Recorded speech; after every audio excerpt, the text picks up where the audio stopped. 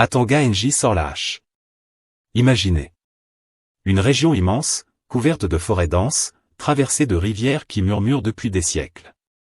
Une terre riche. Une terre convoitée. Une terre où, depuis quelques années, des hommes creusent la nuit, transforment des permis de papier en licences d'enrichissement illicite et défient ouvertement l'État camerounais. Maintenant imaginez que l'État, lui, décide de riposter. Ce 1er juin 2026, un homme débarque à Bertoua. Pas n'importe quel homme. Paul Atanga NJ, ministre de l'administration territoriale, l'un des visages les plus redoutés de l'appareil gouvernemental. Celui qu'on surnomme parfois le préfet en chef de la République. Il n'est pas venu en touriste. Il n'est pas venu serrer des mains et repartir avec des photos souvenirs. Il est venu avec un message. Un message court, précis et glacial. Arrêtez. Ou les conséquences seront sévères. Mais derrière cette visite officielle, se cache une réalité bien plus profonde. Une réalité que nous allons décortiquer ensemble, couche par couche, avec tous les détails que les communiqués officiels ne vous diront jamais. Restez jusqu'à la fin. Parce que dans cette histoire, l'or n'est que la surface. Le vrai trésor, c'est ce qui se passe en dessous. Partie 1, contexte et fait, la région de l'Est, une bombe à retardement.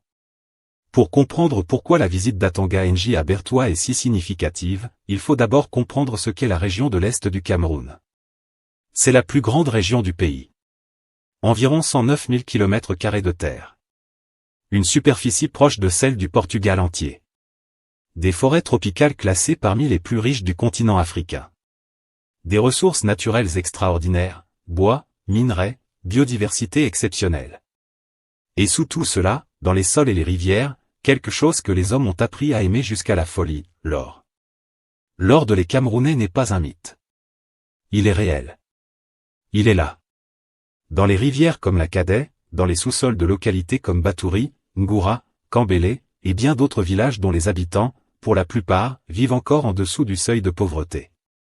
Et c'est précisément là que commence le paradoxe camerounais. Une terre qui brille d'or, et des populations qui n'en voient pas la couleur. Mais ce n'est pas tout. Depuis des années, cette région est également au cœur de tensions multiples. La présence de groupes armés venus de républiques centrafricaines voisines. Des flux de réfugiés importants. Des trafics transfrontaliers de toutes sortes. Et, superposé à tout cela, un phénomène qui a explosé ces dernières années, l'orpaillage illégal massif, organisé, structuré, parfois même mafieux. On parle ici de centaines, voire de milliers d'orpailleurs. Certains sont des Camerounais locaux, des paysans qui ont abandonné leurs champs pour tenter la chance avec un tamis et une bassine. D'autres sont des étrangers, venus de pays voisins, parfois même de pays plus lointains, attirés par la promesse de l'or facile. Et au-dessus de tout ce petit monde, des opérateurs plus puissants, mieux organisés, qui manipulent les autorisations, contournent les lois, et exportent leur or du Cameroun sans que l'État ne touche un seul franc de redevance. C'est contre ce système que Paul Atanga NJ est venu se dresser ce 1er juin 2026. Mais il y a une deuxième dimension à cette visite, tout aussi importante. Et celle-là est politique. Partie 2, le conflit, post-élection, or et ordre public. Rappelons le contexte électoral. Le Cameroun vient de traverser une élection présidentielle. Une élection dont les résultats, comme toujours dans ce pays, ont créé des tensions. Des incidents ont été enregistrés dans plusieurs régions du pays. Et la région de l'Est n'a pas été épargnée. Paul Atanga NJ, dans sa réunion sécuritaire de Bertoua, est revenu explicitement sur ces incidents. Et là, le ton change. Le ministre n'est plus seulement un gestionnaire venu parler d'exploitation minière. Il est le représentant de l'autorité de l'État, venu rappeler à ceux qui auraient tendance à l'oublier que le gouvernement surveille, répertorie, et n'oublie pas. Le gouvernement ne tolérera aucun comportement susceptible de menacer l'ordre public et la stabilité des institutions. Ces mots, prononcés dans la salle de réunion du gouvernorat de Bertoua, ont résonné comme un avertissement direct. Pas une menace floue. Un rappel à l'ordre très ciblé. Mais vers qui exactement? Vers les fauteurs de troubles post-électoraux. Ces acteurs politiques, militants ou agitateurs qui ont, selon le gouvernement, profité du contexte électoral pour semer la zizanie dans la région. Des individus qui, d'après certaines sources locales, auraient organisé des manifestations, des blocages, des perturbations diverses dans certaines localités de l'Est. Et c'est ici que la visite devient particulièrement intéressante. Parce qu'elle combine deux messages en un seul déplacement.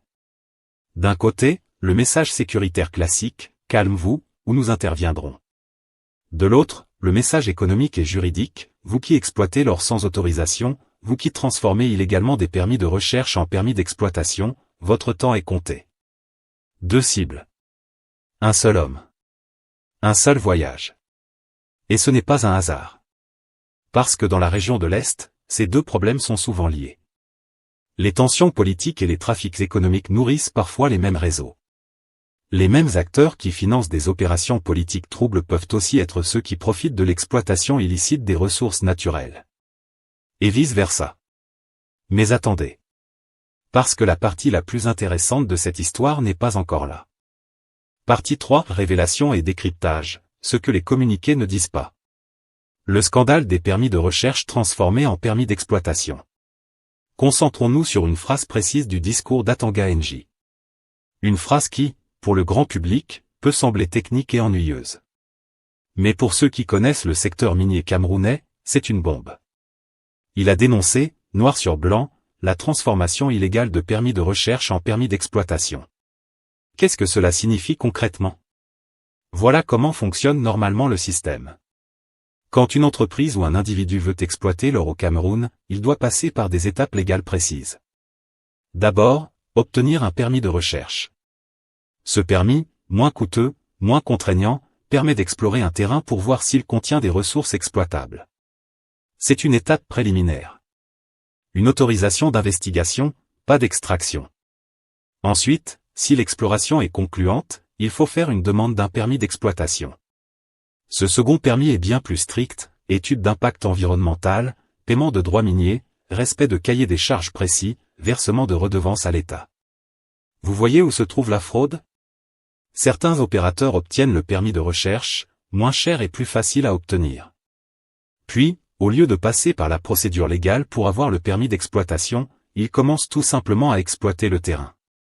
Illégalement. En utilisant le premier permis comme couverture. Ils fouillent, extraient, vendent, exportent. Et l'État? L'État ne voit rien. Ou fait semblant de ne rien voir. Cette pratique n'est pas marginale. Elle serait, selon plusieurs observateurs du secteur, extrêmement répandue dans la région de l'Est. Certains permis de recherche seraient détenus par des individus bien connectés, capables de naviguer dans les rouages administratifs avec une aisance suspecte. Mais ce n'est pas tout. L'or de l'Est et les filières d'exportation clandestine. Le problème de l'exploitation illégale ne s'arrête pas à l'extraction. Il faut aussi comprendre où va cet or une fois extrait. Car l'or ne reste pas au Cameroun. Il part vers la République centrafricaine, vers le Tchad, vers des circuits informels qui mènent parfois jusqu'aux marchés internationaux de l'or, notamment certaines places de négoce connues en Afrique de l'Ouest et au Moyen-Orient. Des routes bien connues des experts, mais difficiles à démanteler parce qu'elles empruntent des frontières poreuses, utilisent des passeurs locaux, et bénéficient parfois de complicité à l'intérieur même des structures supposées les contrôler. Le résultat? Le Cameroun perd chaque année des milliards de francs CFA en recettes minières non perçues. Des ressources qui auraient pu financer des routes, des hôpitaux, des écoles dans cette région parmi les plus défavorisées du pays. Ces ressources partent à l'étranger, enrichissent des individus, et laissent les populations locales dans le dénuement. Et c'est là que la satire camerounaise commence à parler. Parce que quand le ministre dit « il faut des autorisations officielles », il dit quelque chose de vrai. Mais on peut légitimement se demander, où étaient ces mises en garde pendant toutes ces années? Pourquoi faut-il attendre 2026 pour sortir la hache? Attendez. Nous y reviendrons. Le contexte post-électoral, qui sont les fauteurs de troubles? Revenons sur la dimension politique de cette visite. Le ministre a évoqué des « incidents post-électoraux » sans les nommer précisément. Cette formule vague est délibérée. Elle permet de cibler sans désigner explicitement. Mais plusieurs sources régionales évoquent des tensions qui ont éclaté dans certaines localités de l'Est dans les semaines suivant l'élection présidentielle. Des rassemblements non autorisés. Des accrochages entre partisans et forces de l'ordre. Des accusations de fraude électorale qui ont nourri des frustrations locales. La visite d'Atanga NJ intervient donc comme un signal fort, l'État a pris note. L'État surveille. Et l'État entend gérer ces tensions avant qu'elles ne s'enflamment davantage. C'est la logique classique de la diplomatie préventive à la camerounaise. Envoyer un poids lourd du gouvernement sur le terrain, tenir une réunion sécuritaire, faire un discours ferme, et repartir en laissant derrière soi un message clair, le centre tient toujours. Partie 4. Analyse satirique approfondie, quand l'État camerounais découvre le feu. Permettez-nous maintenant un peu de recul. Un recul analytique, certes, mais avec la lucidité tranchante que la situation mérite. Paul Atanga Nji est venu à Bertoua pour parler de l'exploitation illégale de l'or. Et c'est bien. C'est même très bien. Parce que le problème est réel, grave, et mérite effectivement une réponse ferme de l'État. Mais il faut poser une question que tout observateur honnête de la vie publique camerounaise ne peut pas esquiver, depuis combien de temps ce problème existe-t-il? Parce que l'exploitation illégale de l'or dans la région de l'Est n'est pas un phénomène nouveau. Ce n'est pas quelque chose qui a commencé la semaine dernière. Des rapports d'organisations internationales, des analyses d'experts miniers, des témoignages de populations locales documentent ce problème depuis des années. Des années pendant lesquelles les permis de recherche se transformaient mystérieusement en permis d'exploitation. Des années pendant lesquelles l'or quittait le Cameroun par des filières que tout le monde connaissait. Alors quand un ministre débarque en 2026 avec des mesures strictes et des avertissements fermes, il y a deux façons de réagir. La première, optimiste, se dire que l'État prend enfin ses responsabilités. Qu'il y a une volonté politique réelle d'assainir le secteur. Que cette visite marque le début d'une nouvelle ère dans la gestion des ressources minières de la région de l'Est. La deuxième, plus prudente, se souvenir qu'au Cameroun, les discours forts ne manquent jamais. Ce qui manque parfois, c'est la suite. Les arrestations concrètes. Les permis annulés. Les redevances effectivement versées à l'État. Le suivi sur le terrain qui transforme les belles paroles en réalité palpable. Entre ces deux lectures, le citoyen camerounais moyen a appris, au fil des années, à se méfier des promesses en fanfare. Non pas par cynisme gratuit, mais par expérience accumulée. Mais ce n'est pas tout. L'ironie des permis miniers au Cameroun.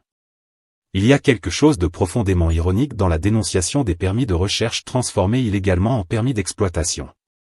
Parce que la question qui vient naturellement à l'esprit est, qui délivre ces permis? L'État. C'est l'État camerounais, à travers ses structures compétentes, qui délivre les permis de recherche. Et si ces permis sont ensuite détournés de leur usage légal, deux hypothèses s'imposent. Première hypothèse, l'État délivre les permis sans mécanisme de contrôle suffisant pour s'assurer de leur bonne utilisation.